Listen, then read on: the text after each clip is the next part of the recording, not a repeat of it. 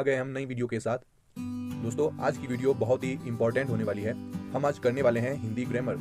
Hindi grammar में हम one word substitution समझेंगे, अर्थात अनेक शब्दों के लिए एक शब्द। दोस्तों, ये वीडियो बहुत से कॉम्पिटिटिव एग्जाम्स के लिए मोस्ट इंपॉर्टेंट होने वाली है। इसमें सीटेट, एसएससी और भी अनेक एग्जाम्स कवर होते हैं। एंड मोस्ट इंपॉर्टेंट जिनका अभी एचपीजेबीटी का टेट है, उनके लिए तो ये बहुत ही इंपॉर्टेंट होगी। सो वीडियो बहुत ही इंटरेस्टिंग होने वाली है। चलिए बिना देरी के आज की टॉपिक पे आते हैं। अनेक शब्दों के लिए एक शब्द, आखिर ये क्या होता है? चलिए इसे संक्षिप्त में जानते हैं। आपको एग्जाम में कोई वाक्य दिया होगा, ठीक है, और आपको उसके स्थान पर एक उपयुक्त शब्द रखना होता है। इस प्रक्रिया को वाक्य का संक्षेपीकरण कहते हैं। इससे क्या होता है कि जो प्रयोग किया गया लेखन है उसमें संक्षिप्तता आ जाती है और आपकी नॉलेज को भी चेक कर लिया जाता है। तो चलिए अब बिना देरी के पहले प्रश्न पे आते हैं। प्रश्न है स्वेच्छा से सेवा करने वाला। स्वेच्छा से सेवा करने वाला, ऑप्शंस दे रखे हैं भृत्य, सेवक, स्वयंसेवक या फिर स्काउट। दोस्तों, हम यहाँ केवल आंसर नहीं देखेंगे बल्कि यहाँ दिए हुए सभी शब्दों का अर्थ जानेंगे, जिससे कि यदि कोई शब्द आपके एग्जाम में आ गया तो आप उसका मीनिंग जल्दी से समझ सको और अगर वो सुटेबल बैठता है तो उसको टिक कर सको। तो इसका जो आंसर हो जाएगा वो है ऑप्शन नंबर सी, यानी स्वयंसेवक। चलिए अब जान लेते हैं अन्य शब्दों के मीनिंग भी। तो पहला है भृत्य। भृत्य का मतलब होता है दास यानी पियोन, ठीक है। और जो सेवक होता है, सेवक का मतलब होता है नौकर, सर्वेंट, यानी जिसको आपकी आज्ञा का पालन करना पड़ता है। लेकिन हमसे पूछा गया है स्वेच्छा से सेवा करने वाला। स्काउट का मतलब है जो देख रेख का काम करता है, ठीक है।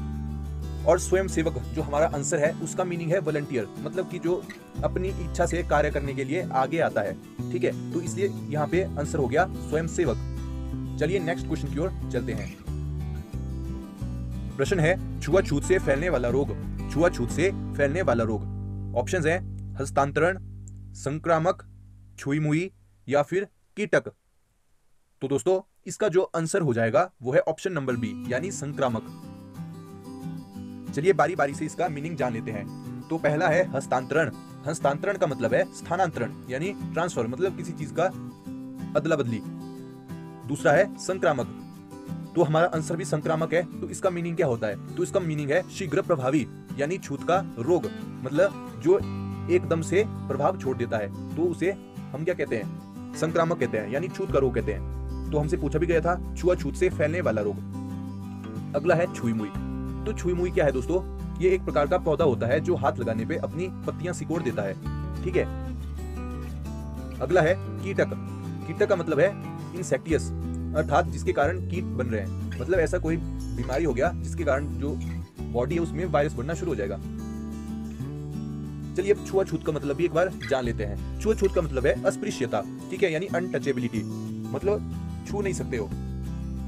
आई होप आपको वर्ड समझ आ रहे हैं। चलिए नेक्स्ट क्वेश्चन की ओर चलते हैं।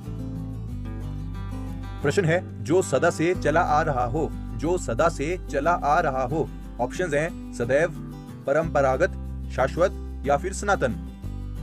तो इसका जो आंसर हो जाएगा वो है ऑप्शन नंबर डी, यानी सनातन। सनातन का अर्थ क्या होता है? सनातन का अर्थ है चिरकालिक या सार्वकालिक। जैसे हमने सनातन धर्म का नाम तो सुन रखा है, अर्थात वह धर्म जो बहुत पुराने समय से चला आ रहा हो, जिसका हमें पता नहीं है कि कब से वो स्टार्ट हुआ था।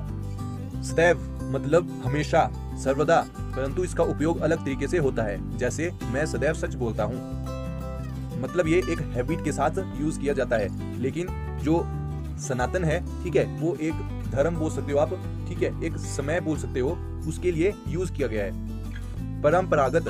परंपरागत का मतलब है परंपरा संबंधी, यानी रूढ़िगत। इसे सनातन का एक छोटा सा भाग भी कह सकते हैं। ये सभी के लिए लागू नहीं होगा, बल्कि कुछ एक की परंपरा से रिलेटेड होगा। जैसे एग्जांपल से समझते हैं, 1829 से पहले परंपरागत रूप से सती प्रथा अपनाई जाती थी। 1829 से पहले परंपरागत रूप से सती प्रथा अपनाई जाती थी, अर्थात इसे सब फॉलो नहीं करते थे, मतलब कुछ ये करते थे जो स्त्री को सती कर देते थे। अब है शाश्वत। तो शाश्वत है सदैव के लिए, यानी हमेशा के लिए, अर्थात जब कोई चीज शुरू की गई उसके बाद से वो लगातार की जा रही हो तो हम क्या करेंगे? हम कहेंगे कि शाश्वत रूप से उस चीज को अपनाया गया। दोस्तों, बारीकी से समझने की कोशिश करें, थोड़ा थोड़ा डिफरेंस इन शब्दों में आ रहा है। चलिए नेक्स्ट क्वेश्चन की ओर चलते हैं। क्वेश्चन है, जिस व्यवस्था में सबको समान अधिकार हो, जिस व्यवस्था में सबको समान अधिकार हो। ऑप्शंस हैं प्रगतिवाद, साम्यवाद, समाजवाद या फिर साम्राज्यवाद। तो दोस्तों इसका जो आंसर हो जाएगा वो है ऑप्शन सी यानी समाजवाद। समाजवाद का क्या अर्थ है? समाजवाद का अर्थ है सोशलिज्म, अर्थात समाज की भलाई के लिए। अर्थात समाजवाद में वही कार्य होंगे जो पूरे समाज की भलाई के लिए होगा। ठीक है, अगला है प्रगतिवाद। प्रगतिवाद का अर्थ है जिसमें सिर्फ प्रगति को ही देखा जाए, उसी को ही महत्ता दी जाएगी, परंतु इसमें सबको समान अधिकार हो इसकी सत्यता नहीं की जा सकती। अगला है साम्यवाद। साम्यवाद अर्थात कम्युनिज्म, अर्थात जिसमें पर्टिकुलर कम्युनिटी पर बल दिया जाए। और अंत में साम्राज्यवाद, अर्थात जिसमें यह माना जाता है कि किसी देश को अपने अधिकृत क्षेत्रों में वृद्धि करते हुए साम्राज्य का विस्तार करते रहना चाहिए, यानी साम्राज्य की बढ़ोतरी। इसमें क्या होगा, जो एरिया है वो इंक्लूड होता है, एरिया की इंप्रूवमेंट होगी। चलिए नेक्स्ट क्वेश्चन की ओर चलते हैं। दोस्तों अगले प्रश्न पर आने से पहले यदि आपको वीडियो पसंद आ रही है तो आप वीडियो को लाइक करके बता सकते हो, एंड अगर आपको यूजफुल लगती है तो अपने दोस्तों में भी शेयर कर सकते हो। एंड अगर अभी भी आपने हमारे चैनल को सब्सक्राइब नहीं किया है तो कर लीजिए, क्योंकि ऐसे ही इंपॉर्टेंट एंड इंटरेस्टिंग वीडियोस हम रोज चैनल पे अपलोड करते हैं। तो चलिए क्वेश्चन की ओर वापस आते हैं। प्रश्न है, समाचार एकत्र करने वाला। समाचार एकत्र करने वाला। ऑप्शंस दे रखे हैं हैकर, संवाददाता, प्रकाशक या फिर संपादक। तो दोस्तों यहाँ पे जो आंसर है वो है ऑप्शन बी यानी संवाददाता, अर्थात जो किसी प्रकार की संवाद या खबर का कलेक्शन करता हो, यानी खबर देता हो। अब बारी बारी से अन्य शब्दों के मीनिंग भी जान लेते हैं। हैकर यानी फेरीदार, यानी जो फेरी करके छोटा मोटा सामान या वस्तुएं बेचता हो। प्रकाशक की बात करें तो वो होता है पब्लिशर, अर्थात समाचार को भेजने वाला। संपादक, संपादक का मतलब है एडिटर, अर्थात जब संवाददाता डाटा एकत्र करके एक जगह देगा तो वहां पे जो उसको एडिट करके प्रकाशक को देगा वो है संपादक। ठीक है, यानी एडिटर। चलिए नेक्स्ट क्वेश्चन की ओर चलते हैं। जिस शब्द के दो अर्थ हों, जिस शब्द के दो अर्थ हों। ऑप्शन दे रखे हैं श्लिष्ट, व्यंजना, लक्षणा या फिर द्विअर्थी।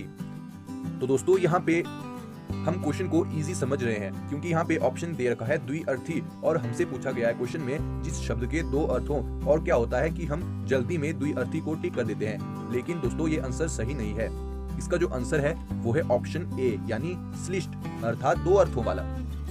व्यंजना, व्यंजना शब्द की वह शक्ति है जिसके द्वारा साधारण अर्थ को छोड़कर कोई विशेष अर्थ प्रकट होता हो।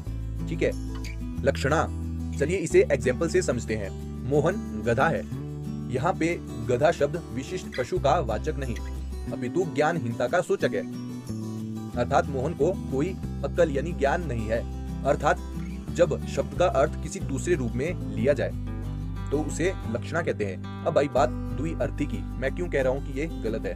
तो शब्दों के अर्थ से द्विअर्थी रिलेट ही नहीं करता। इंग्लिश में इसका मीनिंग होता है डबल एज्ड, और हम बात कर रहे हैं शब्द के दो अर्थों की।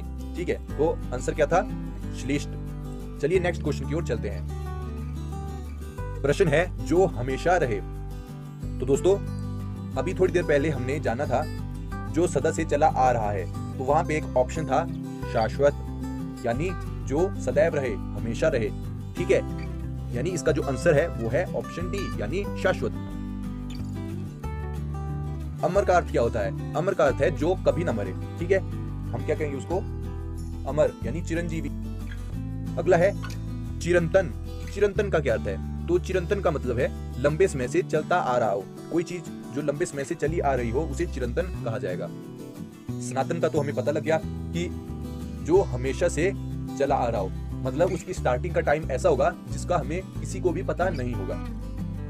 वास्तव में आप देखो तो ये शब्द आपस में बहुत मेल खाते हैं और कंफ्यूजन क्रिएट करते हैं, परंतु क्या होता है कि हमें केवल एग्जैक्ट मीनिंग वाला ऑप्शन ही चूज करना पड़ता है।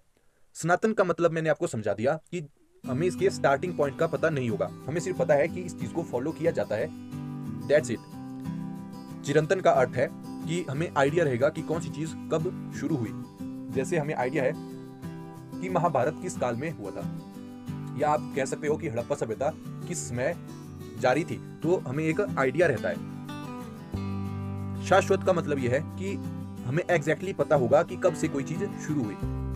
ठीक है, जैसे हमने बोल दिया कि 1829 के बाद सती प्रथा खत्म कर दी, ठीक है, तो हमें इनिशियल पॉइंट का पता है कि कब से वो शुरू हुई है चीज और कंटिन्यू हो ही रही है। आई होप अब आपको इन वर्ड्स में डिफरेंस पता चल गया होगा। चलिए नेक्स्ट क्वेश्चन की ओर चलते हैं।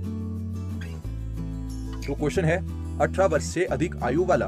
18 वर्ष से अधिक आयु वाला, ऑप्शंस हैं मतदाता, किशोर, वयस्क या फिर युवा।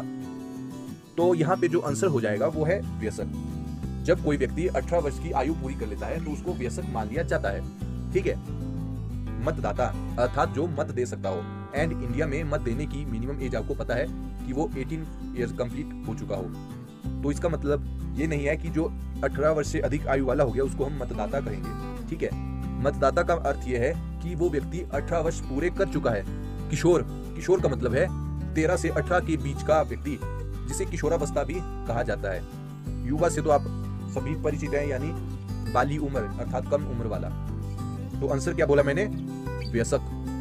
तो चलिए नेक्स्ट क्वेश्चन की ओर चलते हैं। क्वेश्चन बहुत ही इंपॉर्टेंट है। जहां पर नाटक खेला जाता हो, जहां पर नाटक खेला जाता हो, ऑप्शंस हैं रंगमंच, रंगभूमि, रंगालय या फिर नेपथ्य। तो इसका जो आंसर हो जाएगा वो है ऑप्शन ए, यानी रंगमंच, यानी जहां किसी प्ले का स्टेज अरेंज किया जाता है, ठीक है, यानी नाटक खेला जाता है। अब बात करते हैं रंगभूमि की। तो रंगभूमि का मतलब है रंगमंच के आसपास का स्थान जहां पे रंगमंच लगाया गया है। अगला है रंगालय। तो रंगालय अर्थात रंगशाला, मतलब जहां पे प्ले जो हम देखते हैं उसको सिखाया जाता है। और लास्ट में नेपथ्य। नेपथ्य क्या है? नेपथ्य वह भाग होता है जो दर्शकों की दृष्टि से ओझल रहता है, अर्थात जहां अभिनेता अपनी वेशभूषा बदलते हैं, तो उसको क्या कहा जाता है? नेपथ्य। तो ये वीडियो का अंतिम प्रश्न होने वाला है। जो मरणासन अवस्था में हो, जो मरणासन अवस्था में हो, ऑप्शंस दे रखे हैं अंतकामी, मुमूर्ष, मुमुक्ष या फिर मुक्तिकामी। तो दोस्तों इसका जो आंसर हो जाएगा वो है मुमूर्ष, ठीक है। मुमूर्ष का मतलब है जिसकी मृत्यु नजदीक हो, ठीक है। अब बात करते हैं अंतकामी की। अंतकामी अर्थात जो अपनी अंत की कामना कर रहा हो, यानी अंत की कामना करने वाला। मुमुक्ष अर्थात मोक्ष की कामना करने वाला। और लास्ट में है मुक्तिकामी अर्थात मुक्ति की कामना करने वाला। तो आप ध्यान से देखो तो ये तीनों शब्द एक ही मीनिंग को शो कर रहे हैं, लेकिन जो मरणासन अवस्था में हो उसको एक ही शब्द डिनोट कर रहा है, वो है मुमूर्ष, यानी जो मृत्यु के बहुत नजदीक है। दोस्तों अगर आप ध्यान से समझो तो जो वन वर्ड सब्स्टिट्यूशन है इसका मीनिंग सिंपल ये है कि आपकी नॉलेज कितनी है, आपकी वर्ड वोकैबुलरी कितनी है। तो हमने यहाँ पे आज 10 MCQs करे और हर एक के 4-4 वर्ड्स होते थे, यानी कुल मिला के हमने आज 40 शब्दों के मीनिंग जान लिए।